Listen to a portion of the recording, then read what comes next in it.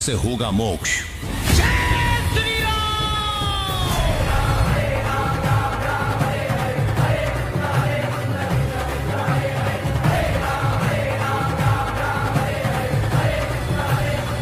कौन सी साधना है उत्तम?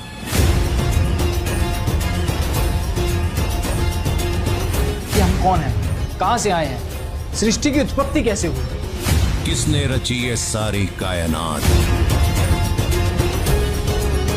आखिर कौन है वो पुरुषोत्तम?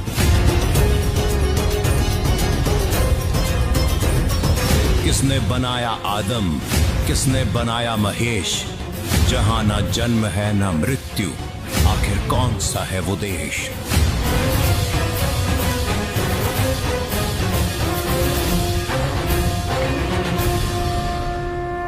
कौन है दुर्गा, कौन है काल, कौन है शिकारी, किसका है ये जाल?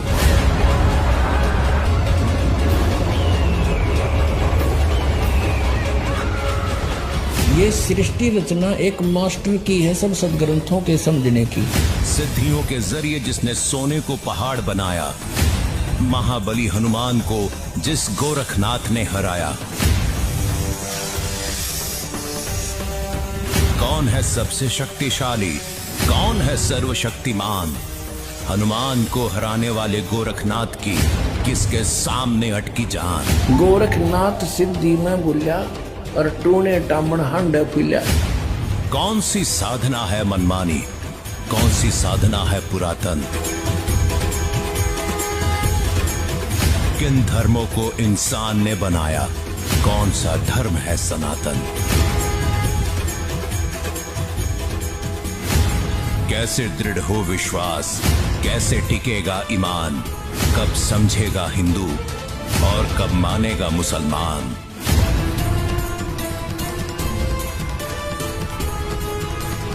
क्या है धर्म, क्या है कर्म, क्या है पुण्य और क्या है लाभ? देखिए हमारा ये खास एपिसोड, जिसमें मिलेंगे आपको इन सभी सवालों के जवाब।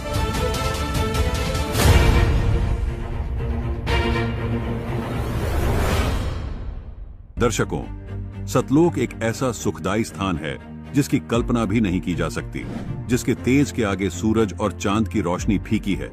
जिस लोक में दूध की नदियां बहती है, परमात्मा वहां राजा के समान सिंहासन पर विराजमान है। उस लोक में सब कुछ एक नूर तत्व से बना है, एक ऐसा अविनाशी लोक जो स्वर्ग और नरक से पार यानी ऊपर है। राजाओं ने राज त्यागे, संतों भक्तों ने अटूट श्रद्धा के साथ भक्ति की, लेकिन फिर भी उस लोक में जाना उनके लिए सपना ही रह गया। परंतु ऐसा क्या हुआ कि दिल्ली की एक वार्ड नर्स मनीषा शाक्या जी को वो लोक सुलभ में ही देखने को मिल गया। आखिर उन्होंने किस भगवान की साधना की, किसको गुरु बनाकर भक्ति की, जिसके माध्यम से उन्हें उस सतलोक की झलक देखने का और वहां के सुख को अनुभव करने का सुअवसर प्राप्त हुआ। जानने के लिए देखें मनीषा शाक्या जी का साक्षात्कार, जो कि अब शास्त्र विरुद्ध साधना छोड़कर जगत गुरु तत्वदर्शी संत रामपाल जी महाराज की शरण ग्रहण कर चुकी हैं। जी नमस्कार। नमस्कार जी। जी क्या नाम है आपका? जी डॉक्टर मनीषा शाक्या। मनीषा जी कहाँ से आए आप? जी मैं दिल्ली से हूँ। आप सबको अपने जीवन का सबसे बड़ा लाभ बताती हूँ कि बंदी छोड़ सतगुरु रामपाल जी महाराज मुझे सतलोक लेके गए। परमात्मा मुझे सुबह में जब सतलोक गई तो परमात्मा ने मुझसे कहा कि बेटा चलो सतलोक। तो मैंने कहा गुरुजी हम सतलोक कहाँ जाएंगे? गुरुजी ने कहा बेटा चलो मैं आपको लेके जाता हूँ। परमात्मा आए और बंदी छोड़ सतगुरु रामपाल जी महाराज जी ने मुझे अपनी हथेली में बिठा के मुझे सतलोक लेके गए। जब मैं सतलोक गई तो वहाँ पे मैंने देखा कबीर साहब पूर्ण परमात्मा विराजमान थे और वहाँ पे काफ़ी सारी हंस आत्माएं थी जो भक्ति कर रही थी। और परमात्मा ने कहा बेटा देखो ये हमारा सतलोक है और वो नरक लोक है, इधर स्वर्ग लोक है। अब देखो बेटा ये सतलोक है, आपको भक्ति करनी है। तो मैंने कहा संत रामपाल जी महाराज जी से, मैंने कहा गुरुजी क्या यही हमारा सतलोक है? परमात्मा ने कहा हाँ बेटा। दर्शकों, अभी आपने सुना संत रामपाल जी महाराज से दीक्षा प्राप्त करके सुखी हुए भक्त के अनुभव। अब देखिए जगत गुरु तत्वदर्शी संत रामपाल जी महाराज के मंगल प्रवचन। और गरीबदास जी ने कहा कि राम कृष्ण सतगुरु सहजादे, ये भी तो उस परमात्मा के सहजादे हैं, ये अच्छी आत्माएं, आपसे भी अच्छे हैं उनके प्यारे बच्चे, लेकिन ये भ्रमित हो गए काल के फंस गए, इनका दुरुपयोग करा भी है, मानने को तैयार नहीं है। लेकिन कोई भी बच्चा माता पिता का बिगड़ जा, गलतियां करता है भारी भारी, तो भी उनके हृदय में जगह नो की नो रहती है। बेटा तो है ही, बेटी तो है ही, वो ममता तो साथ ही है। तो परमात्मा के बारे में गरीबदास जी ने कहा कि राम कृष्ण सतगुरु सहजादे और भक्ति है तीनों होए प्यादे। कहते तीनों देवा कमल दल बसे, ये तीनों देवता हमारे कमलों के अंदर रहते हैं। ब्रह्मा विष्णु महेश और प्रथम इनकी वंदना, फिर सुन सतगुरु उपदेश। तो श्री राम ने भी फिर देखा भी समुद्र, यो नल्ली लाड़ी बात भी बिगड़ गई। अब क्या होगा, जो भगवान को ही याद करता प्राणी हार के, तो उसका भी दुख निवारण करना था श्री रामचंद्र का भी, और नल नील को भी शिक्षा देनी थी। हमारे लिए प्रमाण छोड़ना था कि बकवाद नहीं चले इस भक्ति मार्ग में, आजीवन सावधान रहना पड़ेगा। तो परमात्मा आते दिखे दूर से। किसी ने कहा कि महर्षि महात्मा कौन आ रहे हैं, नल नील की नजर गई कि तो गुरुजी आगे हैं, सतगुरु आगे हैं। बाज कर चरणों में दंडोत प्रणाम किया, तब तक भगवान निकट आ गए। तब श्री रामचंद्र जी ने अर्ज किया कि हे ऋषि जी, मेरे ऊपर बहुत बड़ी आपत्ति है। सारी कथा सुनाई। परमात्मा बोले मुझे पता है, और कहा कि ऐसा दुर्भाग्य है मेरा कि आज आपके इन शिष्यों के हाथों में भी यह शक्ति नहीं रही, इनके हाथों से भी पत्थर नहीं तैर रहे, मेरा दुर्भाग्य है। तो परमात्मा ने कहा कि अब इनके हाथों से कभी तैरेंगे भी नहीं, क्योंकि इनमें अभिमान सा गया। तब श्री रामचंद्र जी ने कहा जी फिर मेरा क्या होगा। परमात्मा बोले करता हूं इलाज। एक सोटी ले रखी थी परमात्मा ने, डंडी हाथ में छड़ी, डोगा सा।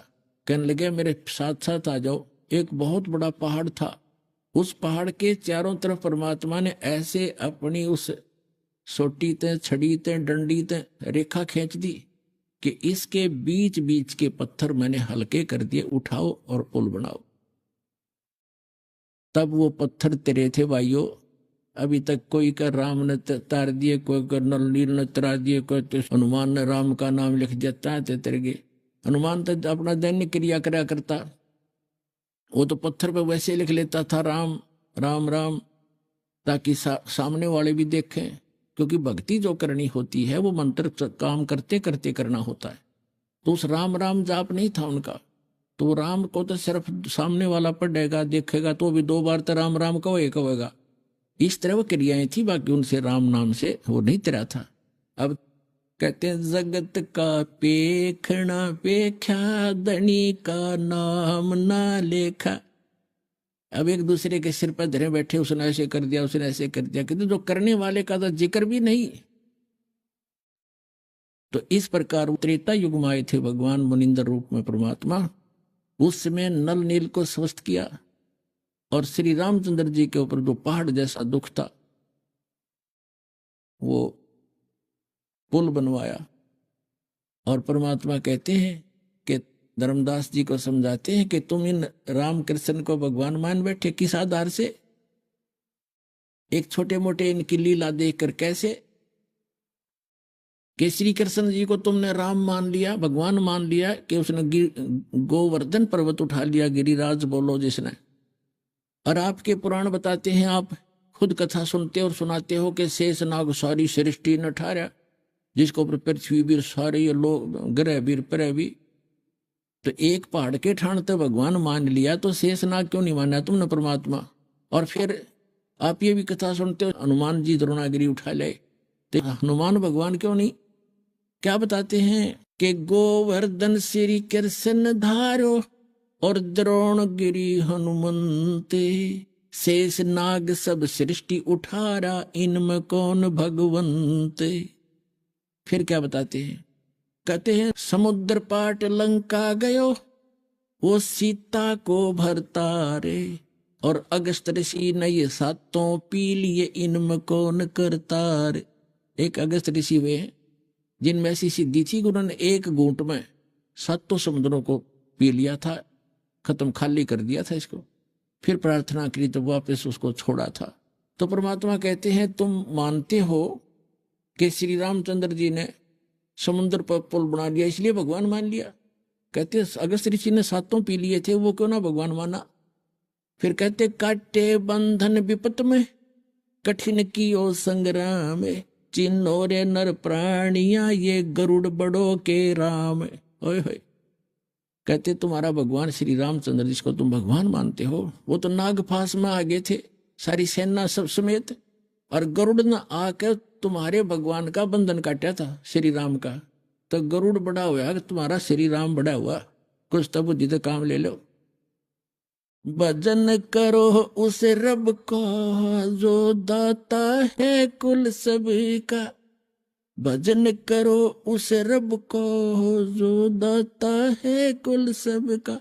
वो है कबीर इज गॉड, धानक रूप रहा करतार, अनंत कोट ब्रह्मांड का, एक रति नहीं भार, और सतगुरु पुरुष कबीर है ये कुल के सर्जनहार। हम सुल्तानी नानक तारे दादू को उपदेश दिया, जात जुलाहा भेद नहीं पाया, वो काशी माए कबीर हो।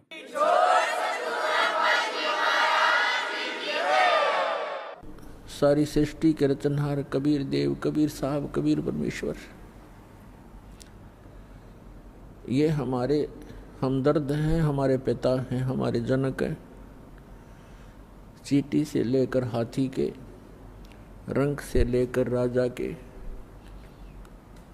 और देव से लेकर महादेव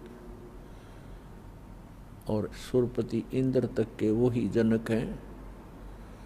दुर्गा देवी और ज्योति निरंजन ब्रह्म सरपुरुष और अक्षर पुरुष के भी जनक वही हैं। अक्षर पुरुष की उत्पत्ति भले ही अचिंत से हुई है, अचिंत भी उसी परमात्मा कबीर साहब का पुत्र है, उनका ही दिया वचन से अक्षर पुरुष की उत्पत्ति अचिंत के माध्यम से हुई थी।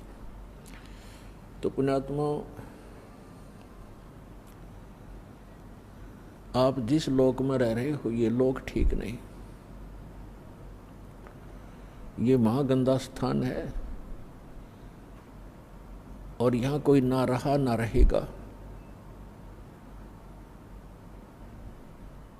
परमात्मा स्वयं आते हैं इस काल के जाल को समाप्त करने के लिए, अज्ञान हटाने के लिए, और हमें अपना निज स्थान बताने के लिए, जहाँ हम पहले रहा करते थे, जहाँ कोई दुख नहीं था। यहाँ काल भगवान ने हमारे को इस 5 तत्वों की कैद में बेड़ी लगा रखी है, रोक रखे हैं इस बॉडी में। कोई गधे की बॉडी में, कोई सूअर के पिंजरे में, कोई मानव के पिंजरे में। ये जीव इस शरीर रूपी पिंजरे में और 21 ब्रह्मांड रूपी कैद में रोक रखा है। यहाँ कोई सुखी नहीं है, यहाँ के प्रबंधक भी सुखी नहीं है, जो ब्रह्मा विष्णु महेश 3 व्यवस्थक बताए जाते हैं। और हम जिस लोक में रह रहे हैं ये काल भगवान का लोक है। काल से अंडरस्टूड है कि वो क्या चीज है, क्या वस्तु है। ये काल नाम ही अपने आप को डिफाइन करता है। श्रीमद् भगवत गीता अध्याय नंबर 11 के श्लोक नंबर 32 में श्रीमद् भगवत गीता का ज्ञान देते समय यही काल श्री कृष्ण जी में प्रवेश करके बोल रहा है कि मैं काल हूं अर्जुन, और सभी को खाने के लिए अब प्रवृत्त हुआ हूं, सबका नाश करने के लिए। गीता अध्याय नंबर 11 के श्लोक 21 में अर्जुन कह रहा है कि हे भगवान, आप तो ऋषियों को भी खा रहे हो, आप तो सिद्धों को भी खा रहे हो, जो वेद मंत्रों से आपकी स्तुति भी कर रहे हैं, आप उनको भी नहीं बख्श रहे हो। कोई आपकी जाड़ों में लटक रहे हैं, कोई आपके मुंह में प्रवेश कर रहे हैं। तब इसने कहा कि मैं काल हूं भाई, मैं सबको खाने के लिए अब प्रवृत्त हुआ हूं। तो पुण्यात्माओं, श्री कृष्ण जी काल नहीं थे। उन्होंने पहले कभी अपने आप को काल नहीं कहा, उसके बाद कभी काल नहीं कहा। और ये कहना कि मैं अब प्रवृत्त हुआ हूं, श्री कृष्ण तो पहले वहां विद्यमान थे। इसका नाम काल है। परमात्मा ने आकर बताया है, जो सबके पिता हैं, सबके जनक हैं, कि इस काल को 1 लाख मानव शरीरधारी प्राणी नित्य खाने पड़ते हैं। उसके लिए सब अपनी व्यवस्था करवा रहा है अपने तीनों पुत्रों से। रजगुण युक्त ब्रह्मा जी को कर रखा है, सतगुण युक्त विष्णु जी को, और तमगुण युक्त श्री शिव जी को, शंकर जी को। इन तीनों से ही ये सब व्यवस्था अपनी करवा रहा है। ब्रह्मा जी से निकल रही तरंगों उसके अंदर से निकल रही उस वासना से हम सभी जीव प्रभावित होते हैं और संतान उत्पत्ति करते ही करते हैं। भगवान शिव के अंदर से निकल रही सतोगुण की तरंगों, उसके अंदर वो वासना निकलती है जिससे हम प्रभावित होकर के यहाँ एक दूसरे के साथ मोह के अंदर, ममता के अंदर ग्रस्त रहते हैं। हमारे बस की बात नहीं कि हम यहाँ से ये मोह हटा सकें। तो आप तीसरा जो भगवान है श्री तमोगुण युक्त शंकर जी की आप कार्यशैली से परिचित हैं कि वो संहार करते हैं। किस लिए करते हैं? जब पैदा हुए हैं तो मारने की क्या आवश्यकता है? पैदा किए हैं तो उनको मारा क्यों जाता है? हमारी बुद्धि काम करना बंद कर गई क्योंकि हमने ये प्रोसेस फाइनल मान लिया और कोई विकल्प नहीं। तो परमेश्वर ने आके बताया कि तीनों भगवान भले ही अपने अपने स्थानों पर रहते हैं। आपके प्रभु श्री ब्रह्मा जी श्री रजोगुण युक्त, श्री विष्णु जी सतोगुण युक्त और श्री शंकर जी तमोगुण युक्त। ये अपनी अपनी राजधानी, इनके द्वीप हैं, नगरी हैं, ऊपर लोक है, शिवपुरी है, विष्णु लोक है, विष्णुपुरी है, ब्रह्मापुरी है। ये वहाँ रहते हैं, लेकिन उनके अंदर से निकल रहे गुणों का प्रभाव है, जो वासना है। इन तीन लोकों पर उनकी रेंज है, पृथ्वी लोक, पाताल लोक और स्वर्ग लोक। तो वहीं से वो प्रभावित कर रहे हैं यहाँ पर सबको। जैसे एक मकान के अंदर दूसरे कक्षों में व्यक्ति बैठे होते हैं और रसोई के अंदर मिर्चों का छौंक लगता है, तो अन्य कक्षों में बैठे हुए व्यक्ति भी प्रभावित होते हैं, जबकि वो स्थूल साकार वस्तु रसोई के अंदर है मिर्च, उसके गुण ने वहाँ प्रभावित किया और उनको छींकें आने लगी। उनके बस की बात नहीं कि उन छींकों को वो रोक सके किसी कीमत पर। ठीक इसी प्रकार ये तीनों काल के पुत्र श्री ब्रह्मा जी, श्री विष्णु जी, श्री शिव जी भले ही हमसे दूर बैठे हैं, उनके अंदर से निकल रही जो उनके महक है, उनके अंदर से जो गंध है, वो हमें यहाँ पर भी प्रभावित कर रही है, जिस कारण से हम संतान उत्पत्ति करते हैं। फिर मोह ममता, संपत्ति में मोह, माता पिता के अंदर ममता, बच्चों के अंदर हमारा राग, ये जीव के बस का नहीं। और मृत्यु हमारे बस नहीं, क्योंकि ये भगवान शिव का डिपार्टमेंट है, जो काल भगवान ने इनको सेवा दे रखी है। अब जैसे कोई कसाई का नौकर है, अब वो नौकरों की क्या पार बसाएगी कि वो कहेगा जिसको कि इतने बकरे ला के इस बाड़े में मेरे इस स्टॉक में ला के छोड़ दे, वो लाएगा। और दूसरे नौकर की सेवा लगा रखी है कि इन सब बकरों को तू इनकी सेवा कर, इनको चरा, जल पिला, गर्मी सर्दी से बचा, यहाँ रख, पालन कर इनका, वो करेगा ही करेगा।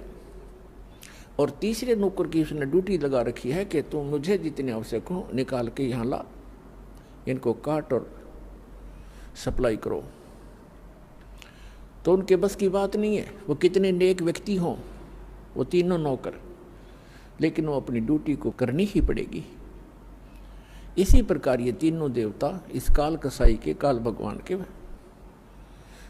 पुत्र और साथ में नौकर हैं, व्यवस्थक हैं। और पुण्यात्माओं, इस काल भगवान को श्राप लगा हुआ है।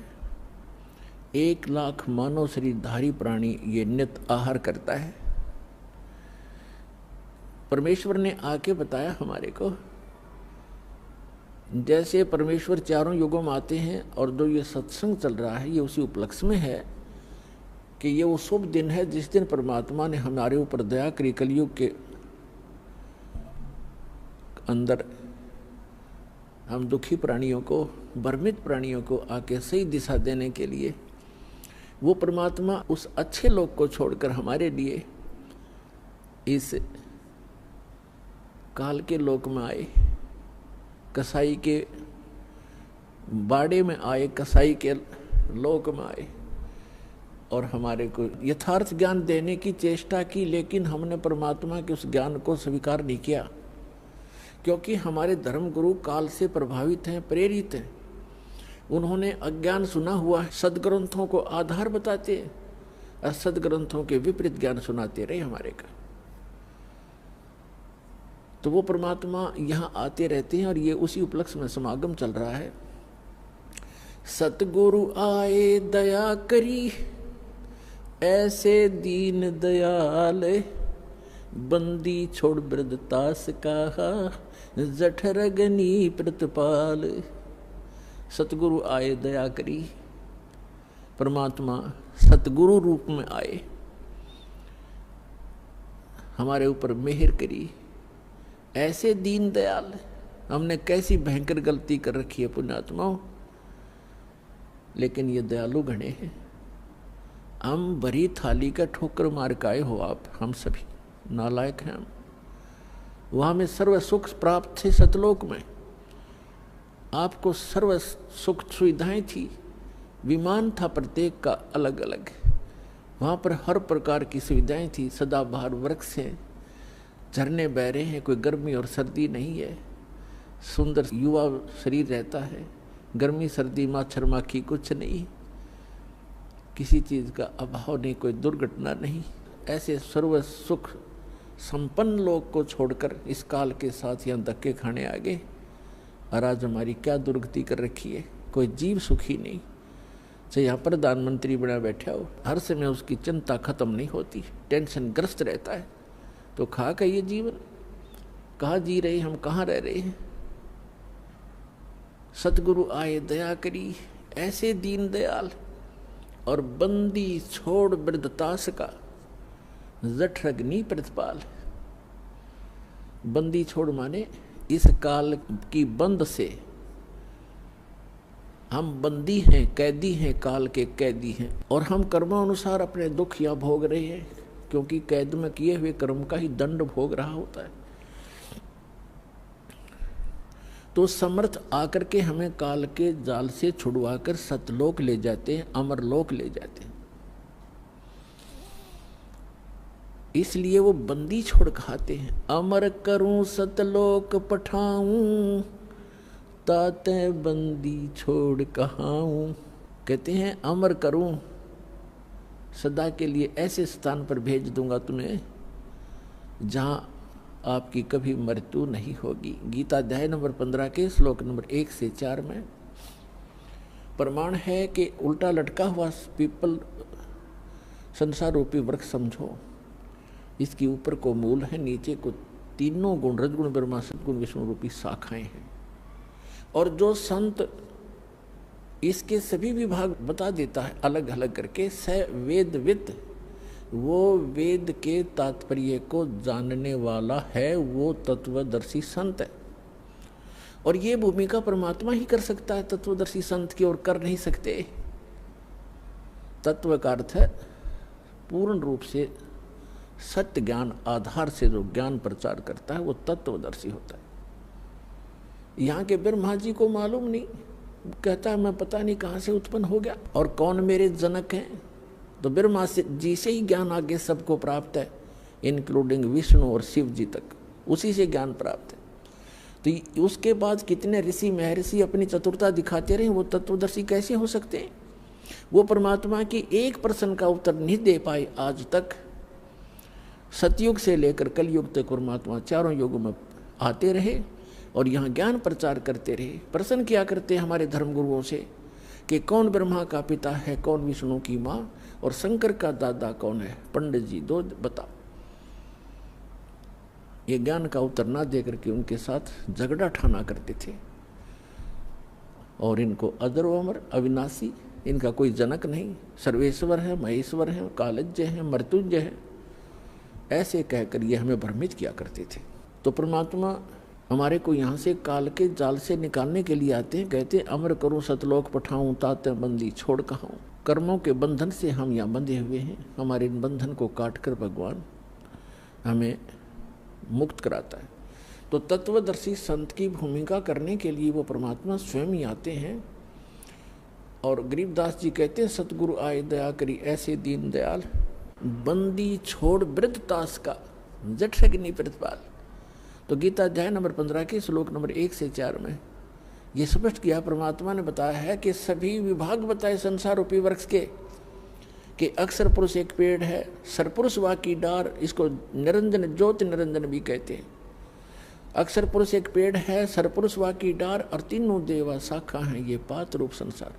जैसे पेड़ कौन सा होता है? जो पृथ्वी से बाहर दिखाई देता है। अंदर का जो जड़ें होती हैं, मूल हैं, वो गुप्त होती हैं, प्रोक्ष होती हैं, वो अव्यक्त होती हैं, वो दिखाई नहीं देती। तो मूल स्वयं परमात्मा ही थे कबीर भगवान, अमर पुरुष, सत्य पुरुष, परम अक्षर ब्रह्म है वो। और उसके बाहर जो दिखाई देता उसके विषय में उन्होंने बताया कि अक्षर पुरुष ये तना समझो, और सरपुरुष वा की डार, जो मोटी डार निकलती है उसको ब्रह्म समझो, और तीनों देवा शाखा हैं। डार के आगे 3 शाखा समझो, ये रजगुण ब्रह्मा, सदगुण विष्णु, तप गुण शिव जी जान। परमात्मा ने बताया था अक्षर पुरुष एक पेड़ है, ये पृथ्वी से बाहर जो दिखाई देता है इसके विषय में परमात्मा ने जानकारी दी है कि अक्षर पुरुष ये तना जो है ये तो अक्षर पुरुष है, और सरपुरुष वा की डार और तीनों देवा शाखा हैं ये पात रूप संसार। ये तना तो सरपुरुष है, सरपुरुष वा की डार और तीनों देवा शाखा हैं ये हम यहाँ हैं, ये पात रूप संसार।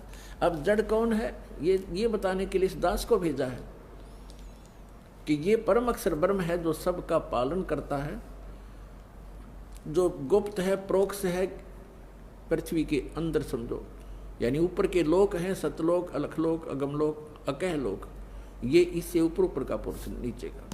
और ये है कौन? अनंत कोट ब्रह्मांड का एक रति नहीं भारे, सतगुरु पुरुष कबीरे हैं ये कुल के सिरजनहारे। हम सुल्तानी नानक तारे दादू को उपदेश दिया, जात जुलाहा भेद न पाया ये काशी माहे कबीर हुआ। तो ये है वो संसार रूपी वृक्ष। श्रीमद् भगवद गीता अध्याय नंबर 15 के श्लोक 1 से 4 का वर्णन है। ये निष्कर्ष है इसका कि उल्टा लटका हुआ संसार रूपी वृक्ष है अर्जुन।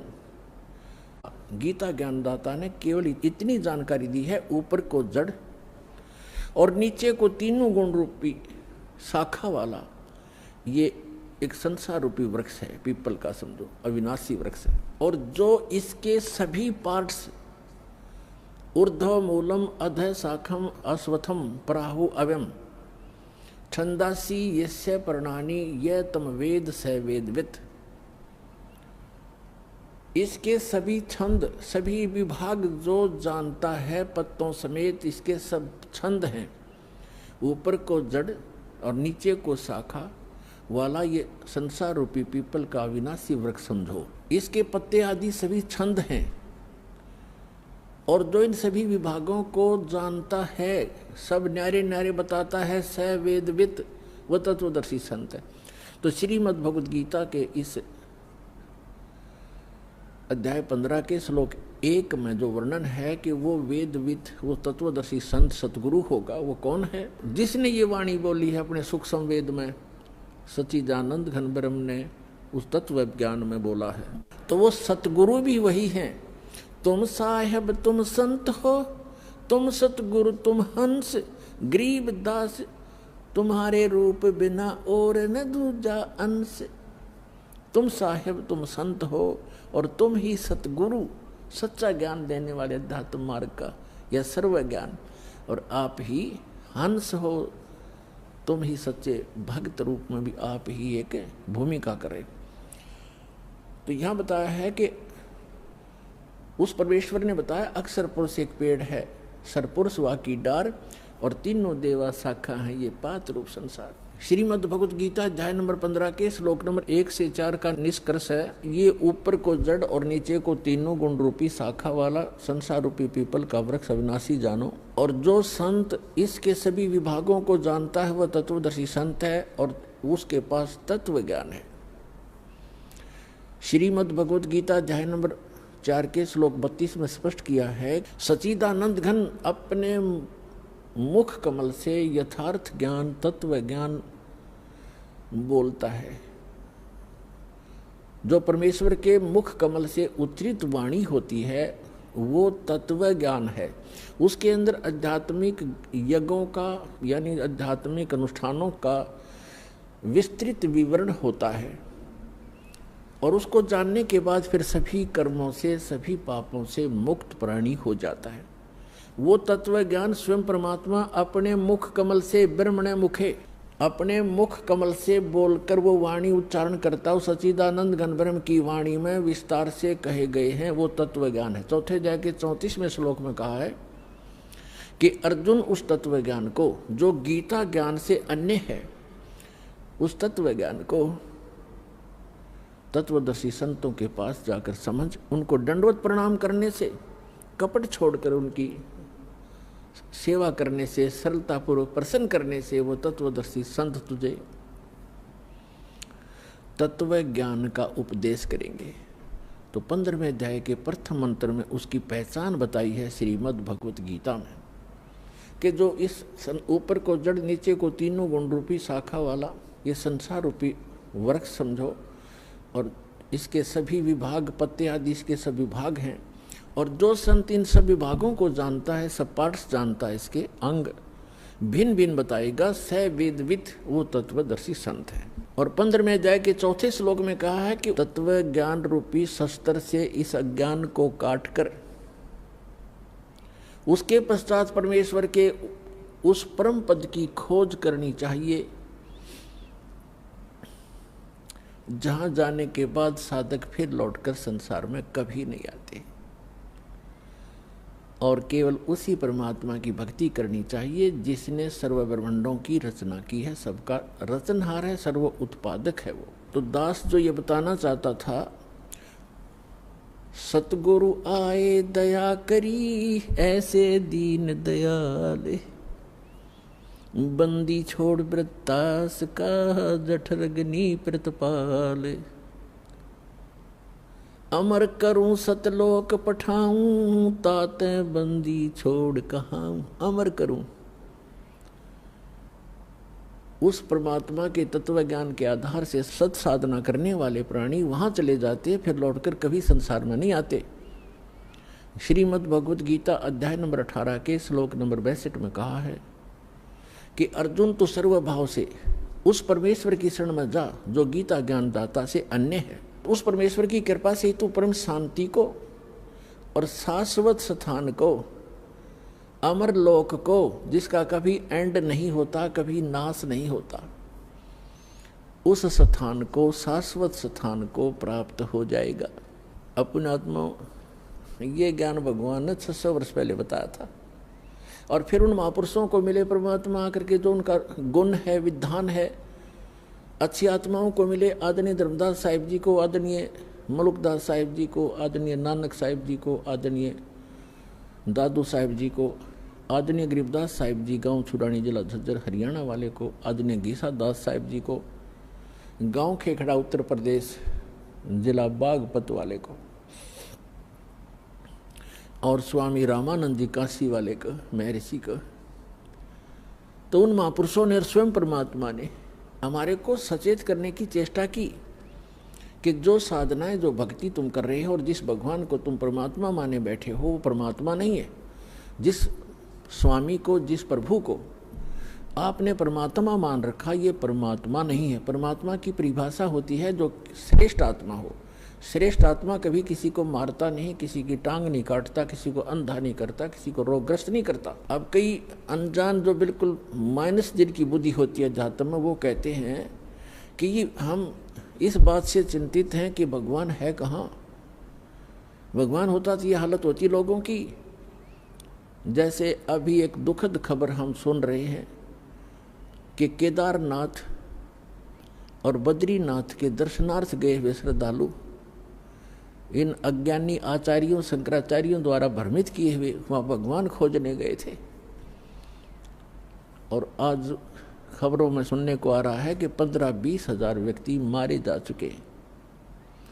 फ्लड में बादल फट गया और केदारनाथ के मंदिर का पता नहीं कहाँ गया, एक शिवलिंग खड़ा हो टूंड सा। तो पुण्यात्मा परमात्मा 600 वर्ष पहले आए, उसके बाद उनके ज्ञान से परिचित महापुरुषों ने यही ज्ञान सुनाया, और वो कहा करते थे, चारों युग में संत पुकारे और कूक कहा हम हेल रे, हीरे माणिक मोती बरसे ये जग चुगता ढेल रे। परमात्मा 600 वर्ष पहले बताया करते थे। और उनसे परिचित महापुरुष आदरणीय गरीबदास साहिब जी ने कहा है कि चारों युग में संत पुकारे, कबीर साहिब की महिमा गाई है। और को के कहा हम हेल रे, हम मार मार के, आवाज लगा लगा के, शोर मचा मचा के बता दिया कि हम तत्व ज्ञान और सत साधना रूपी हीरे मोतियों की वर्षा कर रहे हैं। आप इनको नहीं उठा रहे हो, ग्रहण नहीं कर रहे हो, और आन उपासना रूपी इन भ्रमित किए हुए आचार्यों और शंकराचार्यों, ऋषियों, ऋषियों, मंडलेश्वरों के द्वारा भ्रमित किए हुए आप बहुमूल्य वस्तु को छोड़कर कंकर पत्थर इकट्ठे कर रहे हो। या आन उपासना, इन तीर्थों पर जाके मत्था टेकना, वहाँ दर्शनार्थ जाना, कल्याण की इच्छा करना, ये तो आपकी भूल है, बाल बुद्धि है। परमात्मा कहते हमरा ज्ञान किन्हें ना सुनिया, और ये पर भी लेन जात है दुनिया। पुण्यात्माओं, हमें बड़ा दुख है कि हमारे भाई बहन वहाँ किसी गंदी मौत मरे केदारनाथ की इस दुर्घटना में। कलेजा मुंह को आता है। हमारी ही दशा ऐसी हो रही है उनकी इस दीनता को देखकर। कोई भूखा मर के अचानक बैठे हैं, धर्मशालाएं बह गई है, कोई सो रहा था, कोई भगवान के गुण गा रहा था, आज उनका पता नहीं कहाँ चले गए। तो पुण्यात्माओं, जिनके वो सदस्य मरे होंगे उनकी क्या हालत होगी। तो कैसा है ये लोग। यहाँ संतों ने, महापुरुषों ने बताया है, नानक साहिब जी कहते ना जाने काल की कर डारे, और किस विध ढल जा पासावे, और जिनाते सरते मौत खुड़क दी उन्हानू केड़ा हासावे। तो पुण्यात्माओं, परमात्मा स्वयं आकर के हमें ज्ञान सुनाया करते थे। इन अज्ञानी गुरुओं ने काल प्रेरित होकर अपने स्वार्थवश हमारे तक यथार्थ ज्ञान भगवान का दिया हुआ आने नहीं दिया। और कबीर साहब दुलाहा, एक धानक, एक निर्धन व्यक्ति, और फिर लास्ट में एक कवि, और ज्यादा ही किसी ने उपमा दी तो एक भक्त कहकर उनकी फाइल को क्लोज कर रखा था। उनकी हिस्ट्री बंद कर दी थी, लाल को कूड़े के ढेर में डाल दिया था। इस दास को पारखू बनाया, जौहरी बनाया। इस दास ने उस लाल की परख की और ढंडोरा पीटा, अनाउंसमेंट करनी शुरू कर दी कि ये लाल है जिसको तुम पत्थर मान रहे हो और जिनको तुम हीरे मोती समझते हो, वो कौड़ी हैं, वो बहुमूल्य नहीं है। इस प्रचार के लिए, अपने भाई बहनों तक ये सत्य संदेश पहुंचाने के लिए दास ने और दास के साथ पहले समय से लगे हुए मेरे बच्चे और बेटियों ने बहुत कुछ कठिनाइयों का सामना अवश्य करना पड़ा। जेलों में जाना पड़ा, जगह जगह इन नकली लोगों ने, झूठों ने हमारे ऊपर झूठे मुकदमे भी बनवाए बच्चों के ऊपर। लेकिन हमें पता लग गया है कि वो अनजानपने में ये सब कुछ कर रहे हैं। जिस दिन उनको भी ये ज्ञान होगा, वो भी उसी भगवान के बच्चे हैं और वो हमारे साथ हो जाएंगे, उनका कल्याण हो जाएगा।